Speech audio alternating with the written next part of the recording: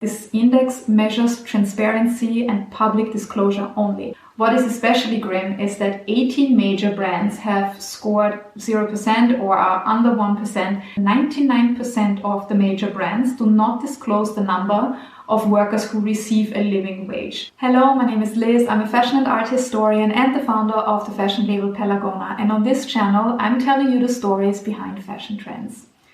Today, I'd like to talk about sustainability. Fashion Revolution is a non-profit which fights for more transparency and accountability in the fashion industry, and each year they publish the Fashion Transparency Index.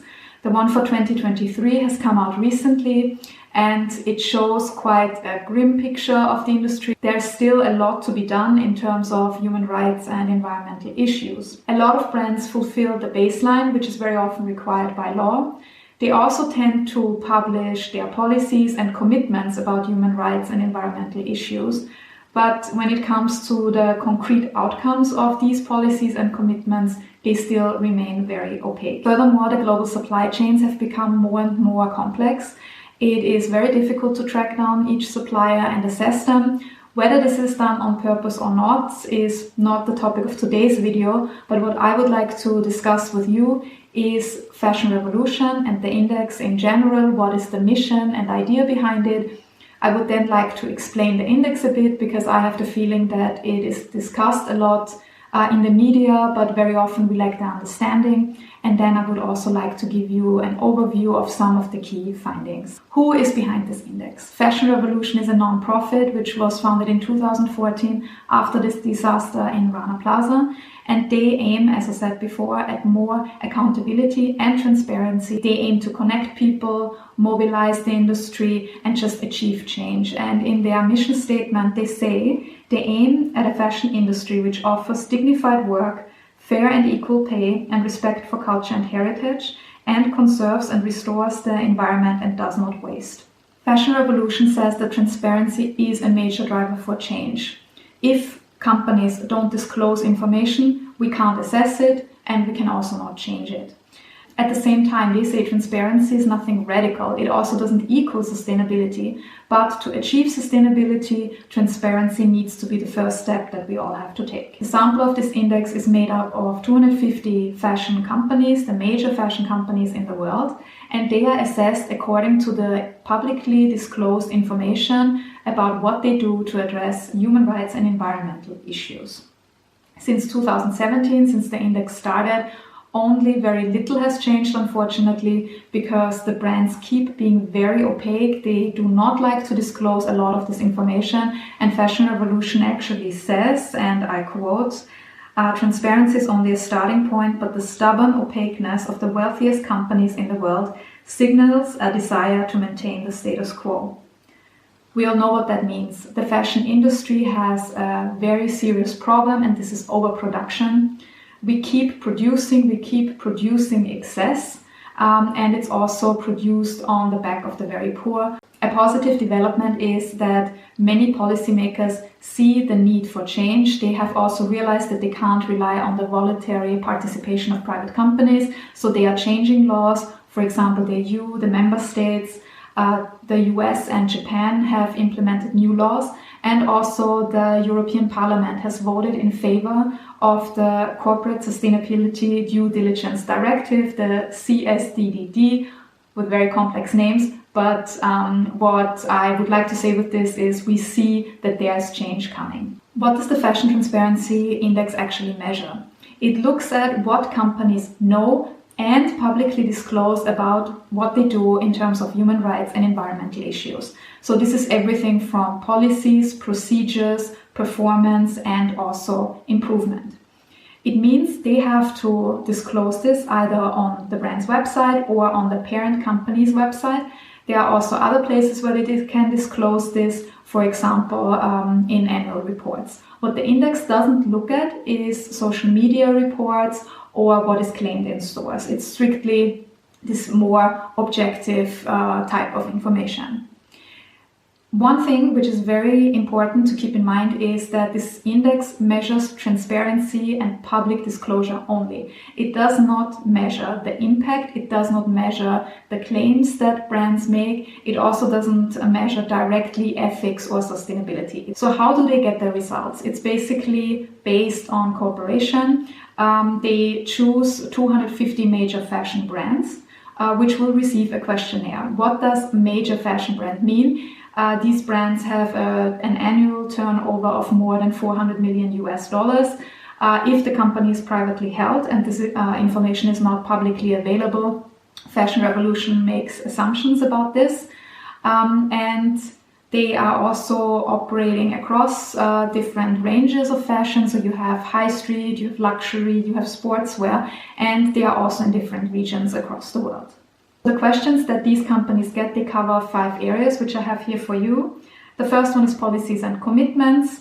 The second one is governance. Then we have supply chain traceability, know-how, show and fix.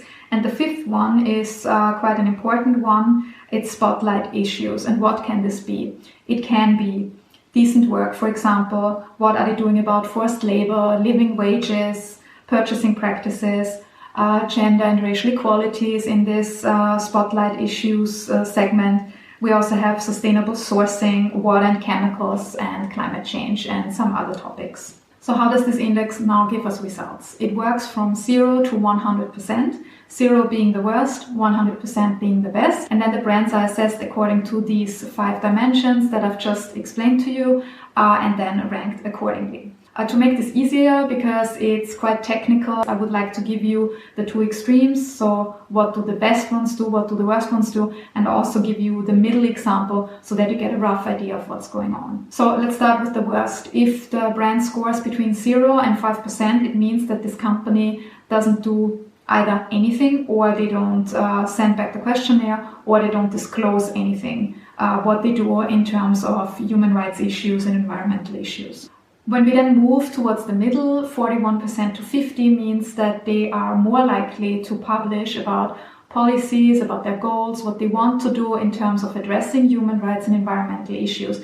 They are also more likely to publish detailed supplier lists, so who do they actually work with, and they are also more likely to publish what they do in these spotlight areas that I mentioned before. And then let's come to the best ones, and I have my cheat sheet here because it's quite a lot what these brands have to fulfill. So basically, in addition to everything that the percentages before them have to fulfill, they also do the following. They have detailed information about supplier assessment and remediation findings for specific facilities. They also disclose the detailed supplier list for at least 95% of all of their suppliers and processing level facilities, and extensive raw material supply lists.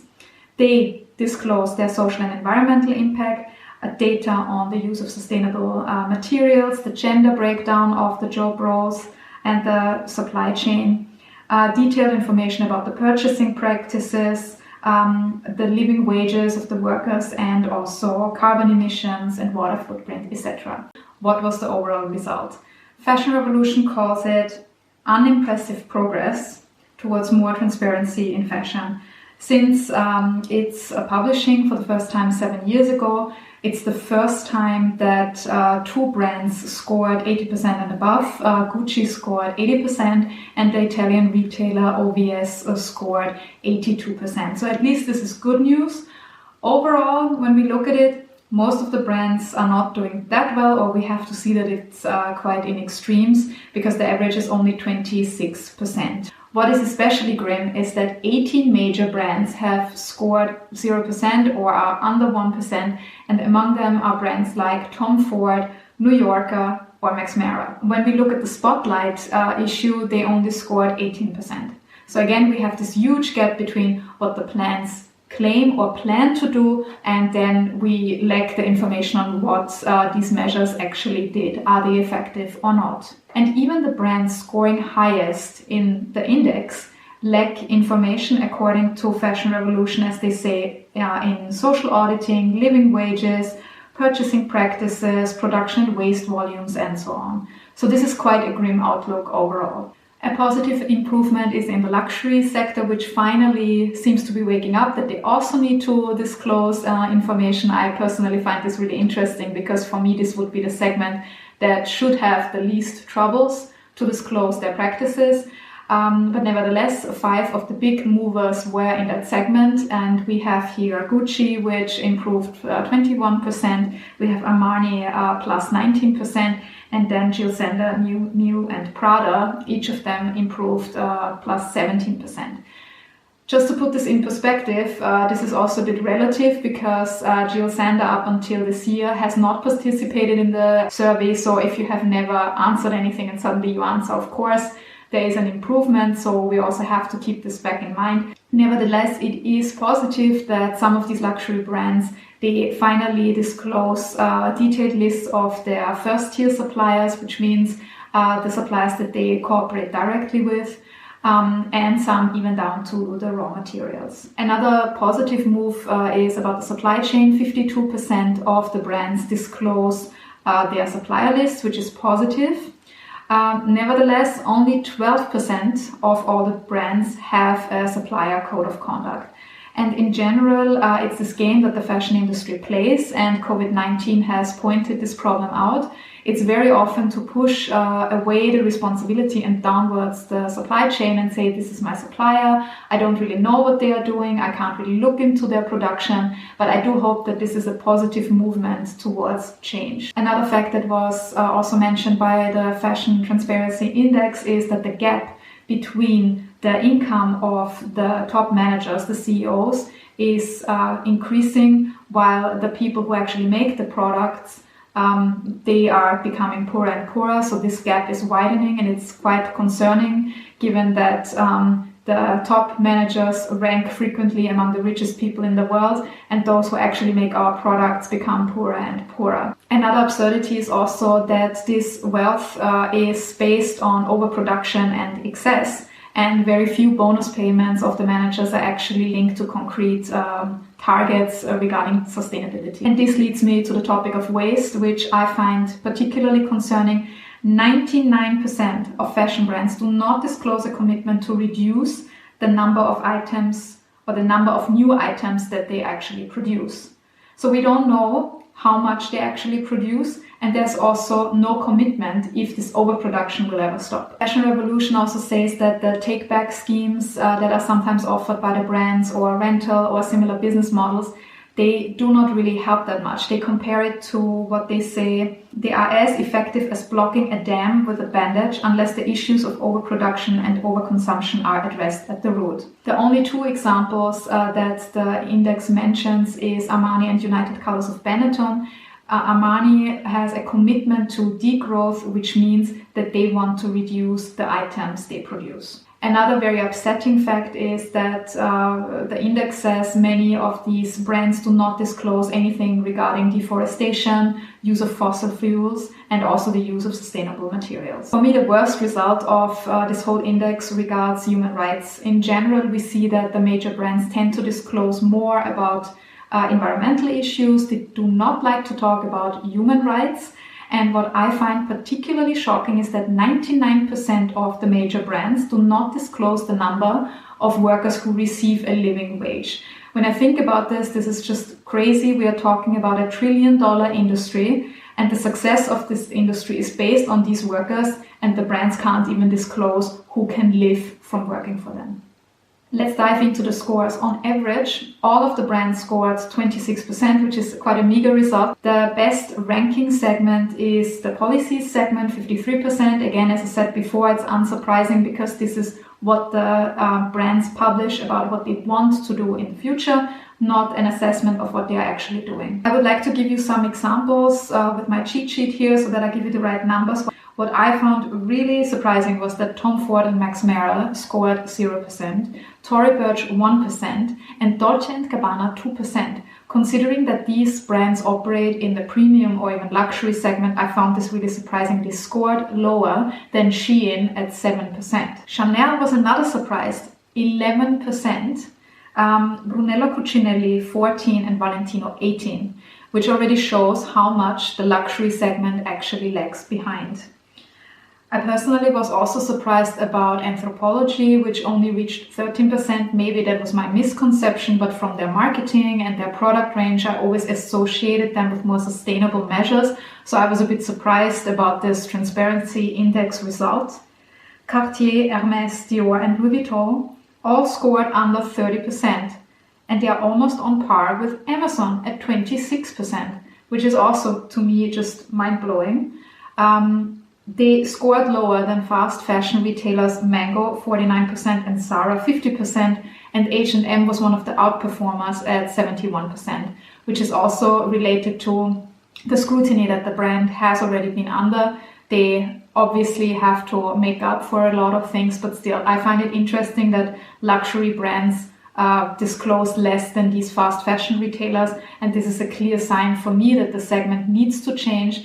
I know that they want to create myths and they have this storytelling and they don't share too much information, but I think in 2023 people deserve to know more, especially if you charge certain prices. The better ranking brands were, for example, Saint Laurent and Bottega Veneta at 50%, and one of the outperformers was Gucci with 80%.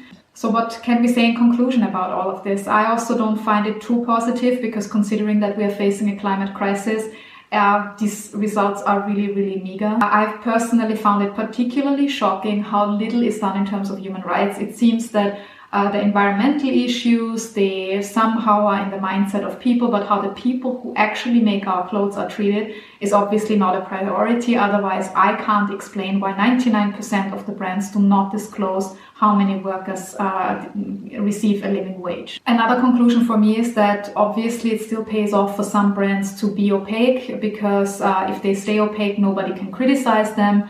I do hope that the pressure will increase, that the companies need to share more information, that more of them will also return the questionnaire for the Fashion Transparency Index. One key learning for me is that the word luxury does not necessarily mean transparency and in the long run then sustainability. Otherwise, I can't explain why so many brands actually scored so badly overall. So I do hope that they are finally waking up, that they see that people who pay a certain price also have expectations when it comes to human rights and environmental issues.